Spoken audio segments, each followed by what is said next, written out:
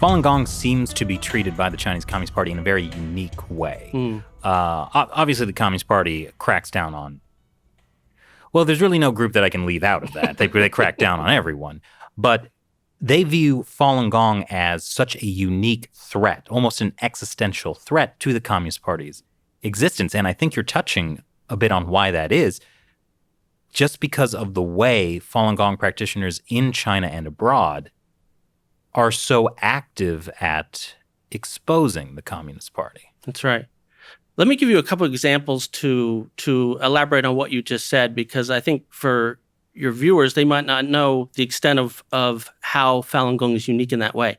So in 1990, just a couple of examples. In 1999, when Jiang Zemin met President Bill Clinton, right? This is the last meeting of these two leaders before Jiang Zemin left office and Bill Clinton left office.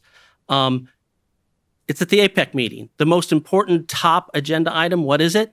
Jiang Zemin pulls out a whole bunch of propaganda material on Falun Gong and hands it to Bill Clinton. That's his number one objective. Wait, more important than getting into the World Trade Organization? More important than anything at that point.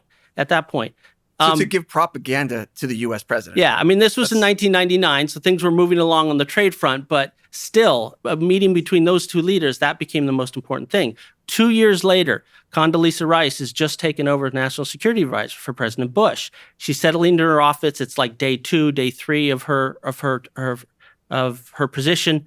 She meets with the corresponding high-level Chinese officials. They come into her office. You think they're going to talk about the Taiwan Strait and all these other Hong Kong and all these other issues. The spy plane that was shot down. The spy plane. They pull out of their briefcase a prepared statement on Falun Gong and proceed to read it for 20 minutes. She got so fed up, she had to kick him out of the office. Wow. Mayors, congressmen constantly get letters from the Chinese consulate condemning Falun Gong, making sure they don't issue proclamations in support of Falun Gong. My father is a professor at a university here in America. His colleague, who happens to be Chinese but has lived here for 40 years, out of the blue gets a letter from the consulate in L.A., we live in the Southwest, talking about Falun Gong and dangerous and don't talk to people. He has nothing to do with Falun Gong. He is the closest connection he has is he happens to be a colleague of my father, and I'm with the Falun Dafa Information Center. So this is the level. Oh, sorry, one other example. A defector in Australia had from the Chinese government he had defected in Australia, and he came and testified in Washington, D.C., and he disclosed that every single diplomatic mission around the world has a department within the mission dedicated to suppressing and marginalizing Falun Gong in their country. So when we talk about does the Chinese Communist Party treat Falun Gong different or uniquely, this is what we're talking about. It is a number one priority for them, and this is the extent and the length they'll go to suppress it around the world. So I just wanted to sort of, so people had a sense of what we're really talking about. I didn't know any of that, actually. So back to your question, why? Mm-hmm. What makes it different? Or why don't they treat Hong Kong or Taiwanese or the Uyghurs? Now, certainly... I mean, they treat the Uyghurs pretty badly. They treat all those people badly, yeah. and they get pressure everywhere. You know, Taiwan gets pressure all over the place, Hong Kong, the Uyghurs. What's unique about Falun Gong as a threat is that I think one is the numbers. People forget that there were 70 to 100 million people practicing Falun Gong in 1999.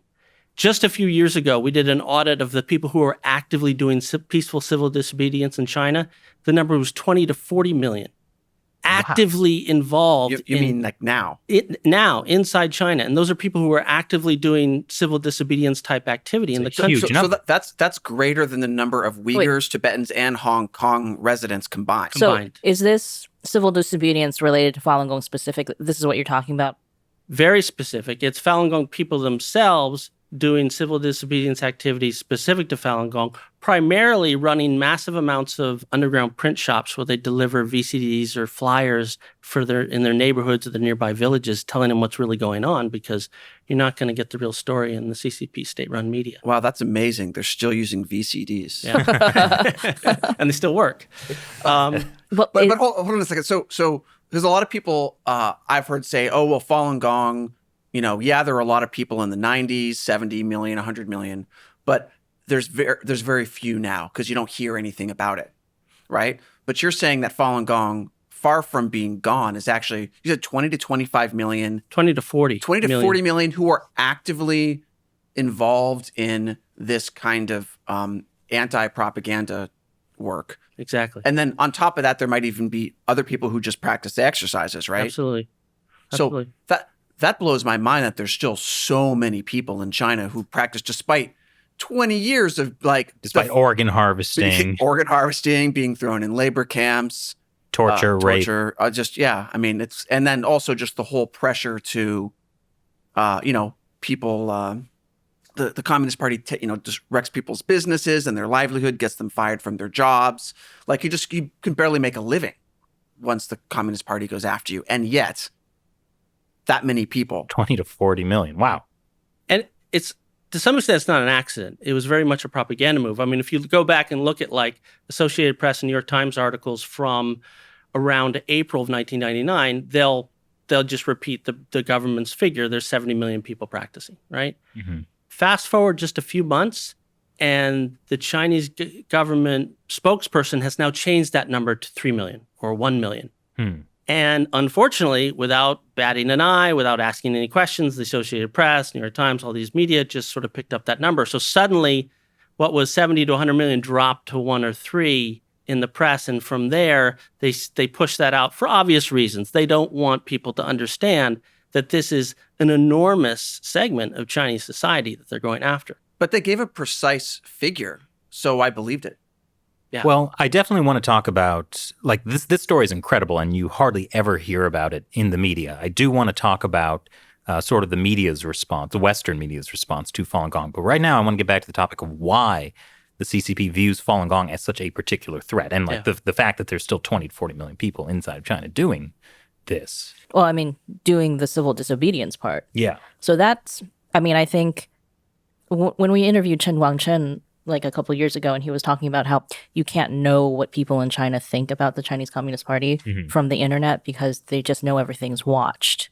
This is the blind lawyer who's in D.C. Yeah, so just he was telling you that he had phone calls with people, right? Well, that he has basically connections with kind of the dissident network in China, and that there's a lot more kind of discontent with the Chinese Communist Party than we commonly think of in the West, because we just see these sanitized, internet comments or whatever. Or the Han nationalism. Yeah. So I just wonder if like this civil disobedience thing is the reason or part of the reason that this is a problem for the Chinese Communist Party, because if you have people who are actively kind of organizing even on small scales, even in their local communities to counter the Communist Party's message, like that seems pretty dangerous for them.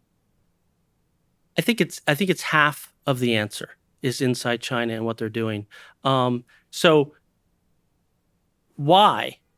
Inside China, again, 20 to 40 million people essentially printing out information and delivering it door to door, stuff that counters the state-run propaganda, not just about what they're doing to Falun Gong. That's primarily the topic. But I think what practitioners in China understood early on is that the CCP had such a monopoly on people's minds that they had to, if they're going to help them understand the atrocities that Falun Gong was facing in their own backyards, they first had to unlock that grip that the CCP had on them. And so what's in that material is not just the persecution of Falun Gong, it's also the real history of the Chinese Communist Party, which is something that no people in China going through the education system would have learned.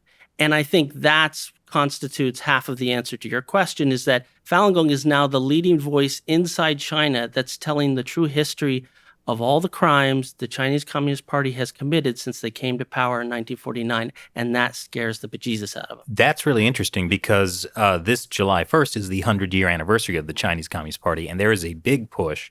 They've created hotlines so people can report anyone who's making illegal comments about the history of the Chinese Communist Party. Mm-hmm. Right. So I think that was huge, because now suddenly a populace of 4 million, 5 million, billion at this point, where they had been able to control the narrative, now on every doorstep at some point over the course of a year or 2 or 3 years, all those people are getting information about what the Chinese Communist Party really did when it came to power, all the people it killed and the Great Leap Forward and the Cultural Revolution and what really went down. all that stuff is being revealed. So that's I think that's half of your answer. The other half to the answer is what Falun Gong has been doing internationally. If you look at the community in the West, there has been an enormous effort, almost entirely volunteer-based, but an enormous effort in the area of human rights organizations. And this is something to note, is that China, trying to get human rights reports out of China and authenticated is extremely difficult. If you look at Amnesty International or these groups, they do a great job, but their hands are tied. It's not like they have an office in Beijing and they've got people to go out. They've got officially nobody inside China. Falun Gong and the network that we run, we have an enormous network in every single city, town, and village across China. So if someone gets tortured to death in a labor camp or someone's wife is taken away and put in prison, we know about it. The international community knows about it. We are now the network, the single greatest network to get information out of China. And that's why, for example, when the pandemic first went down, you saw an enormous spike in the number of Falun Gong practitioners being pulled off the streets and into detention. Why? Because they were the ones who were going to first get out what was really happening around Wuhan. The same thing happened with SARS. Over the Falun Gong network, we heard months before SARS broke on the international stage. We heard months before that in our sort of network about this mystery illness that was striking people. So Falun Gong has become a megaphone for all the dirty laundry that CCP is doing in China internationally. And, on the human rights front, but also organizing media companies. There's been even cultural institutions. There's been a real sort of renaissance of traditional Chinese culture, but also reporting on human rights within the Falun Gong community outside China. And that's the second half, I think, in answer to your question, is they're scared of that.